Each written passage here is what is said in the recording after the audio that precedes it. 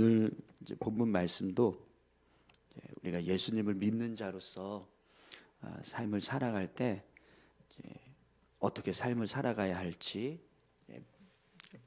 삶의 모습을 말씀해 주고 있습니다. 성경을 보면 우리가 삶을 살아갈 때 그냥 세상 사람들과 똑같이 살아가는 것이 아니라 구별된 모습으로 살아가라는 것을 끊임없이 말씀해 줍니다. 구약의 말씀들을 보면 하나님께서 이스라엘 백성들을 구별해서 선택하셨다라는 말씀들을 자주 보게 됩니다. 레위기 20장 24절 말씀인데요. 내가 전에 너희에게 이르기를 너희가 그들의 땅을 기업으로 받을 것이라. 내가 그 땅 곧 젖과 꿀이 흐르는 땅을 너희에게 주어 유업을 삼게 하리라 하였노라. 나는 너희를 만민 중에서 구별한 너희의 하나님 여호와이니라. 아멘. 하나님께서 이스라엘 백성들을 구별하셔서 하나님이 이스라엘 백성들의 하나님이 되신다, 이런 말씀을 합니다. 그런데 그들을 구별하신 이유가 뭐냐면 젖과 꿀이 흐르는 땅으로 그들을 인도해 주시겠다라고 말씀하십니다. 그 땅을 유업으로 주시겠다. 그래서 세상과 구별된 하나님의 백성으로 삶을 살아갈 수 있도록 이제 이스라엘 백성들을 선택하셨다라는 말씀을 하는데요. 하나님께서 이스라엘 백성들을 선택하신 이유는 하나님 나라를 얻게 하시고 또 하나님과 함께하는 삶을 살게 하시려고 세상과 구별하셨다는 거죠. 그런데 이제 그렇게 구별을 하셔서 이스라엘 백성들이 하나님의 백성으로 삶을 살아갈 때 그냥 살아가는 것이 아니라 하나님의 백성다운 삶의 모습이 있습니다. 레위기서 말씀만 보더라도 많은 율법과 규례와 율례를 하나님께서 말씀하시는 것을 보게 됩니다. 그래서 구약에서 이스라엘 백성들에게 하나님께서 하나님의 백성으로 삶을 살아갈 때 이렇게 살아라라고 말씀하시면서 율례와 또 율법, 규례들을 말씀하시는 것을 보게 되는데요. 구약에서만 근데 이스라엘 백성들에게, 하나님의 백성들에게 하나님 백성다운 모습으로 삶을 살라 이렇게 말씀하시는 것이 아니라 신약에 와서도 똑같습니다. 구약에서만 하나님이 하나님의 백성들에게 하나님의 백성다운 모습으로 살라라고 말씀하시지 않고 신약에 있는 예수님을 믿는 우리에게도 동일하게 예수님을 믿는 자로서 삶을 살아야 하는 모습들을 우리가 말씀해 주는 것을 보게 됩니다. 하나님은요, 예수님을 믿는 우리도 구별하셔서 선택하셨다라고 말씀합니다. 고린도후서 5장 17절 말씀에 보면 우리가 너무나 잘 알고 있는 말씀이죠. 그런즉 누구든지 그리스도 안에 있으면 새로운 피조물이라. 이전 것은 지나갔으니 보라 새 것이 되었도다. 아멘. 우리가 예수님을 믿으면 새 것이 되었다라고 말씀합니다. 근데 새 것이 되었다는 것은 예전에 예수님 믿지 않았을 때의 모습으로 살아갔던 그런 모습이 아니라 새롭게 변화되었다라는 겁니다. 예수님을 믿는 자로서 우리의 삶이 바뀌었다라는 겁니다. 그래서 로마서 12장 2절을 보시면 이렇게 말씀합니다. 너희는 이 세대를 본받지 말고 오직 마음을 새롭게 함으로 변화를 받아 하나님의 선하시고 기뻐하시고 온전한 뜻이 무엇인지 분별하도록 하라. 아멘. 우리가 예수 믿는 자가 되었을 때 우리의 삶이 새로운 피조물의 모습으로 삶을 살아가야 합니다. 그 모습이 어떤 모습이냐면 세상 사람들이 살아가는 모습 그대로 그냥 살아가는 것이 아니라 하나님의 선하신 뜻을 분별해서 그 뜻을 따라서 삶을 살아가라라고 말씀합니다. 여러분, 오늘 저와 여러분들이 예수 믿는 자가 되었을 때 세상과 구별된 하나님의 사람들이 되어진 줄 믿습니다. 그렇기 때문에 우리가 삶을 살아가는 모습은 분명 세상과 달라야 합니다. 세상 사람들이 살아가는 모습과 똑같이 그냥 살아가는 것이 아니라 구별된 모습으로 삶을 살아야 하는 거죠. 그래서 지난 시간에도 그런 구별된 모습을 몇 가지 이야기했었죠. 아내는 남편에게 복종하고 남편은 아내를 사랑하고 괴롭게 하지 말고 또 자녀들은 부모에게 복종하고 순종하고 부모는 자녀들을 낙심치 않도록 지나치게 노엽게 하지 말라. 이런 말씀을 했습니다. 또 종은 육신의 상전들에게 순종하되 눈가림하듯이 일하지 말고 항상 모든 일을 할 때 주님께 하듯 그렇게 일을 하라. 이런 말씀을 했습니다. 그렇게 해야 하나님께 상 받는 자로 살아갈 수 있다라는 말씀을 함께 살펴봤었는데요.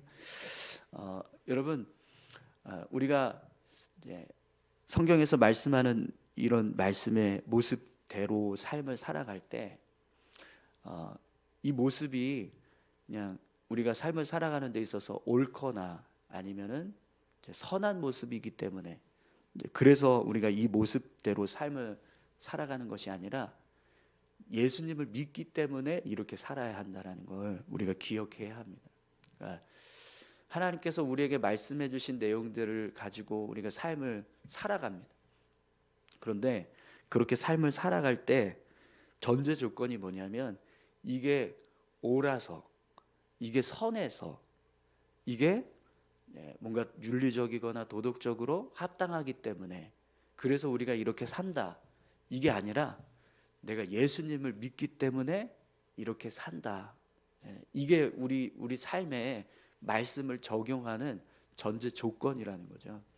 그래서 내가 예수님 믿지 않았으면 이렇게 얼마든지 살지 않을 수도 있습니다. 그러나 내가 예수님을 믿기 때문에 이렇게 살아가라 한다라는 거죠. 오늘 이제 말씀에서도 우리가 어떻게 삶을 살아야 하는가에 대한 말씀을 이제 한 가지 해주고 있는데요. 여러분, 오늘 저와 여러분들이 하나님의 말씀을 붙잡고 삶을 살아가실 때 이 말씀을 내가 왜 실천해야 되는가 그걸 생각하실 때요. 예수 믿기 때문이다. 이걸 늘 잊지 마시기 바랍니다. 내가 예수님 안 믿었으면 얼마든지 이렇게 살지 않을 거야. 이럴 수 있습니다. 그러나 내가 예수님을 믿기 때문에 이렇게 살아야지. 이렇게 생각하면서 우리가 삶을 살아가야 성경에서 말씀하는 이 말씀들을요 온전히 지켜갈 수 있습니다.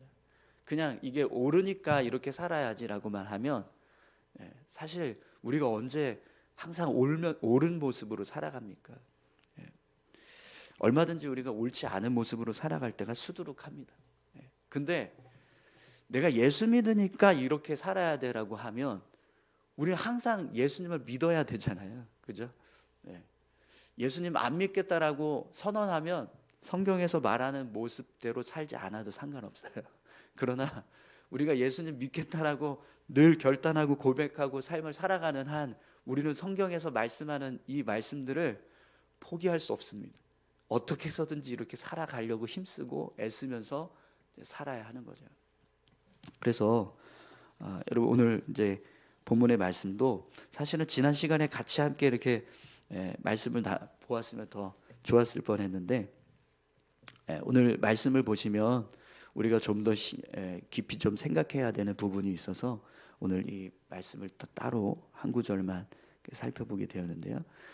사도 바울이 그러면 우리가 어떻게 삶을 살아가라고 말씀하는가, 예수 믿기 때문에 이렇게 살아야 한다라고 그렇게 권면할 때 왜 어떤 모습으로 우리가 삶을 살아야 하는가, 오늘 본문을 보시면 바울이 이렇게 말씀합니다. 상전들아 의와 공평을 종들에게 베풀지니 너희에게도 하늘의 상전이 계심을 알지어다.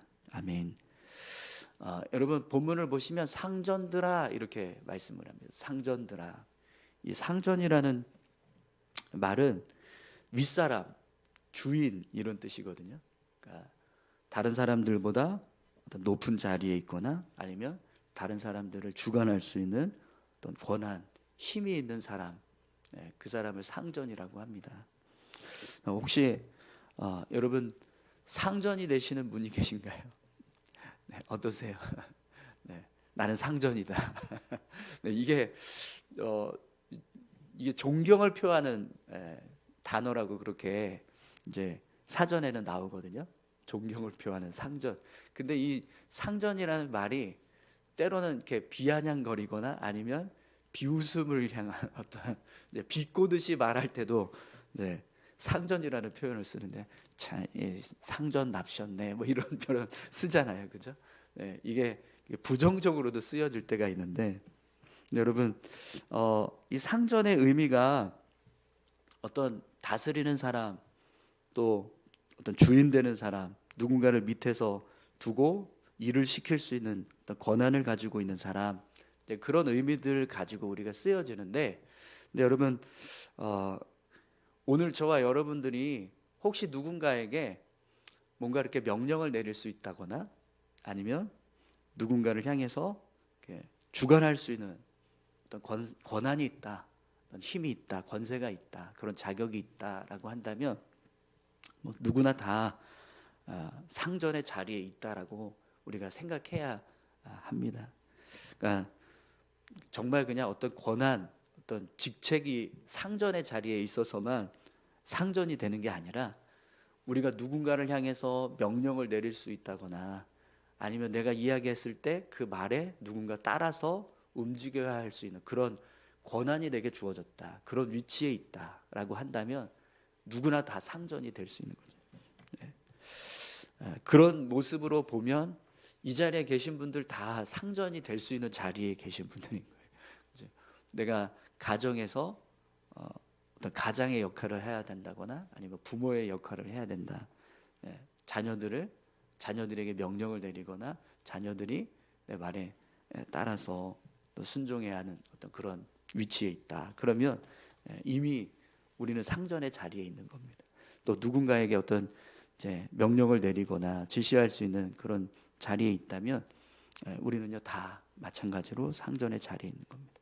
그러니까 여러분 오늘 저와 여러분들이 누군가에게 명령할 수 있는 그런 위치에 있으시다면 그리고 누군가를 주관할 수 있는 힘이 어떤 권한이 있으시다면 오늘 저와 여러분들이 바울이 말씀하고 있는 이 말씀을 기억하실 수 있기를 소망합니다. 우리는 의와 공평을 종들에게 베풀어야 합니다. 의와 공평을 종들에게 베풀라. 오늘 사도 바울이 이렇게 말씀합니다. 의와 공평은요 정의롭고 공정한 모습을 말합니다. 네, 여러분 상전의 자리에 있는 사람들에게는 누군가에게 명령을 내리거나 누군가를 주관할 수 있는 권한이 있습니다. 그런데 그 권한이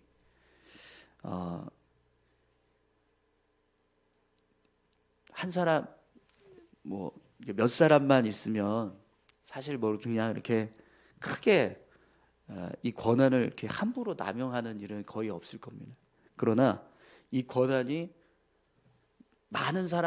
얼마나 많은 사람을 주관하고 다스릴 수 있느냐 여기에 따라서 그 권한이요 점점 힘이 커져요.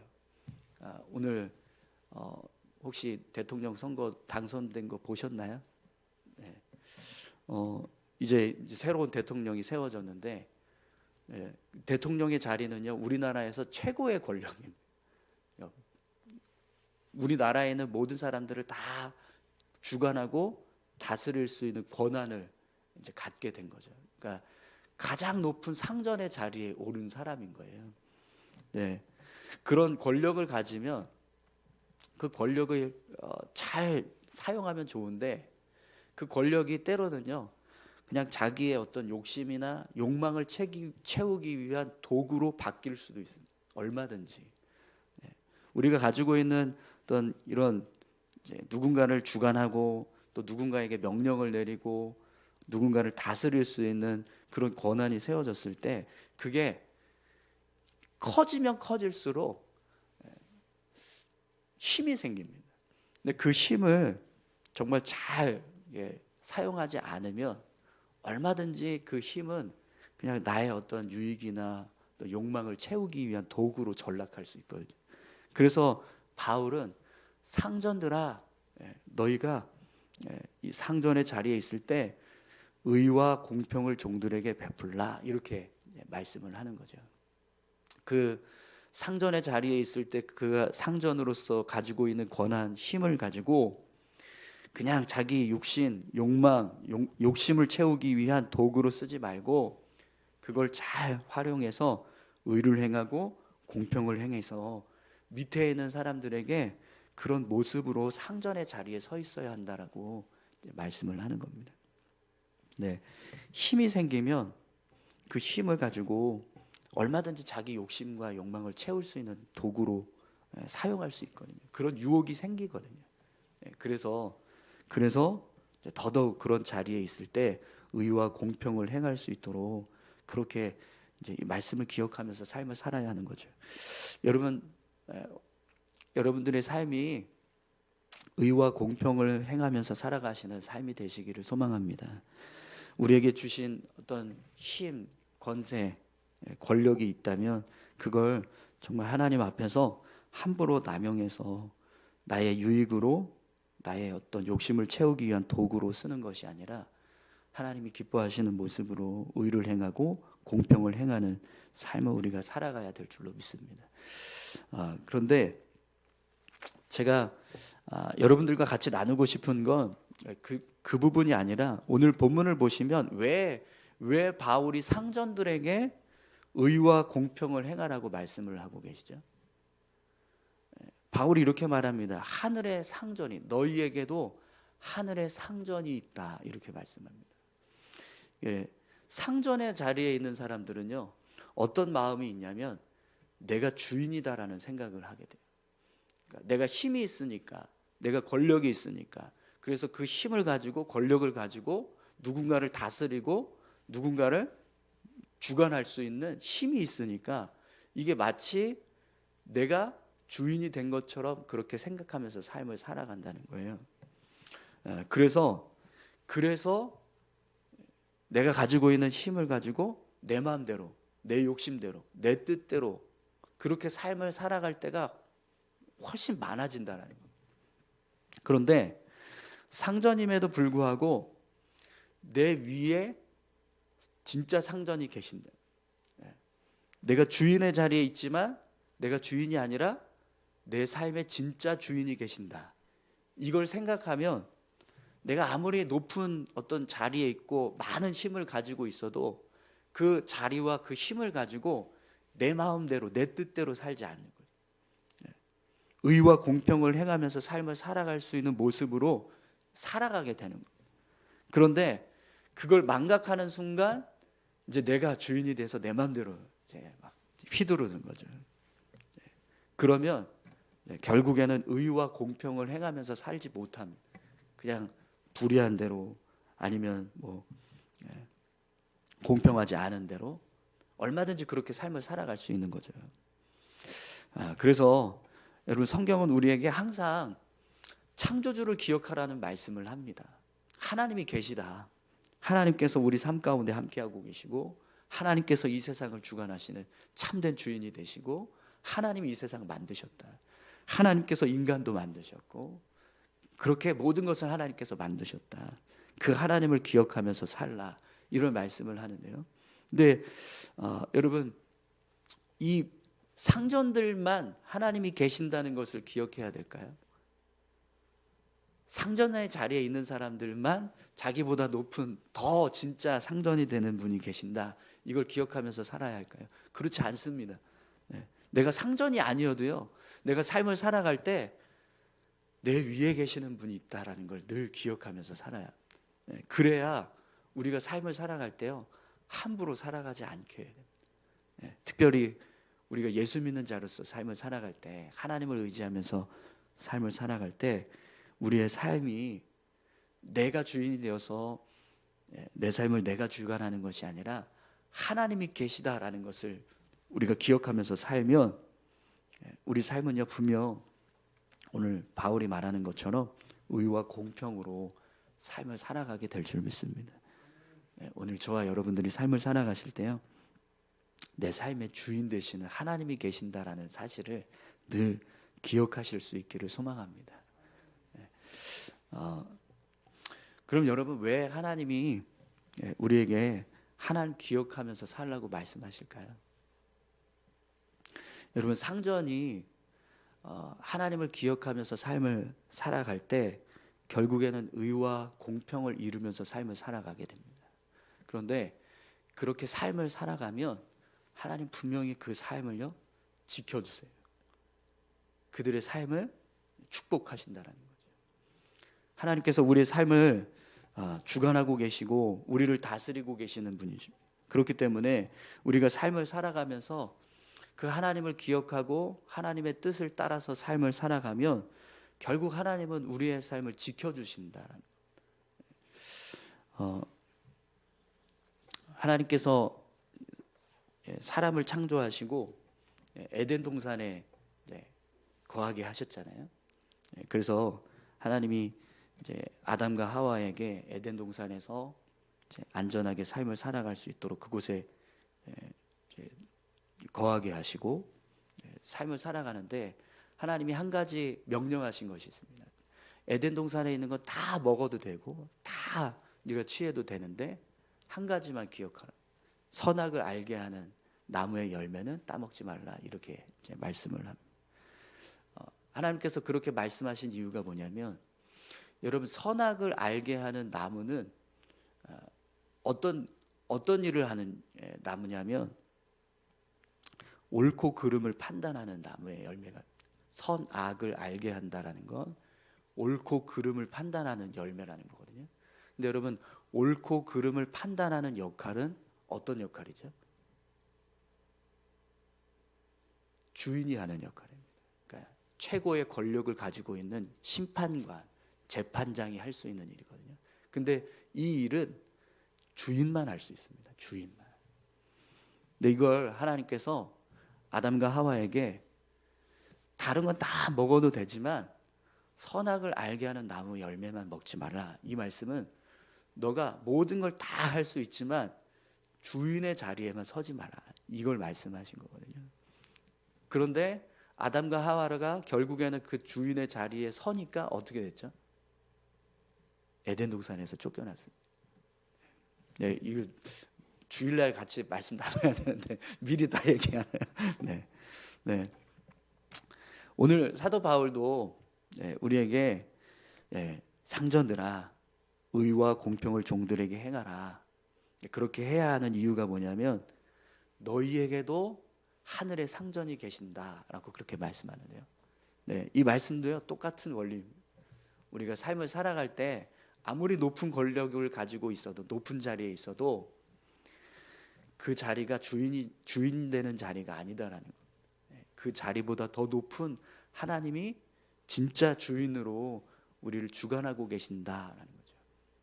그렇기 때문에 그 주인의 자리에 섰을 때 우리가 함부로 내가 주인이다라고 생각하지 말고 나에게도 주인이 있다라는 걸 기억하고 하나님께서 그 참된 주인이 내게 어떻게 살라고 말씀하셨는지 그 말씀을 기억하고 삶을 살아야 한다는 거죠. 근데 그렇게 살았을 때 결국 나의 삶의 주인 되시는 그 하나님이 내 삶을 지켜주신다. 네. 여러분 같이 함께 기도하길 원합니다. 함께 기도하실 때요. 오늘 저와 여러분들이 하나님 기억하면서 살아가실 수 있기를 소망합니다. 하나님 날마다 하나님 기억하면서 살게 해주십시오. 저의 삶이 내 삶의 주인 되시는 하나님이 계신다라는 걸 믿고 그 하나님을 기억하면서 의를 행하고 공평을 행하면서 삶을 살아갈 수 있도록 하나님 인도해 주십시오. 우리 같이 이렇게 기도하실까요? 함께 기도하시겠습니다. 하나님 아버지 감사합니다.